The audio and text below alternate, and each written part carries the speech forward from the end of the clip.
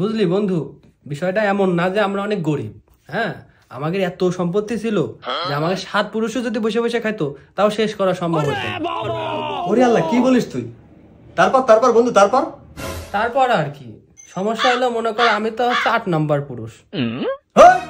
Super শুনতে কিন্তু সবসময় ভালো লাগে না, সবসময় খবর ভালো লাগে না, তাই? হ্যাঁ, শোন চলে যাচ্ছিস কে? এদিকে আয়। কি বলবি তুই? হ্যাঁ, তুই কি বলবি? তোর আমি চিনি না নাকি? ছোটকাল তো একসাথে মানুষ হয়েছি, তোর আমি জানি না, তোর সম্পর্কে আবার কি জানার লাগবে? আর তুই সবসময় সুপাতিস এরকম।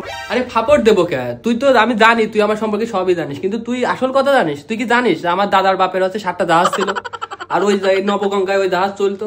এই নবগঙ্গার উপরে আমার দাদা আমার কোলে নিয়ে দাঁড়ায় রয়েছে, আর আমার বাপ সে জাহাজ চালাচ্ছে, সে ছবিও আমার কাছে আছে।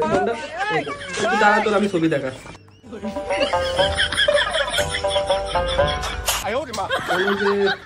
খুঁজলেই পাওয়া যাবে না দাদা। বাপ, আমি তোর কাছে বাপ চাই বাপ। আমি এই বাড়ি আর থাকবো না, আমি চলে যাচ্ছি। চাবি ধর তুই, এই চাবি রাখ, আমি তোর সাথে আর থাকবো না। বাড়ি আলাদা করে দিন, ভাড়া দিয়ে দিলাম।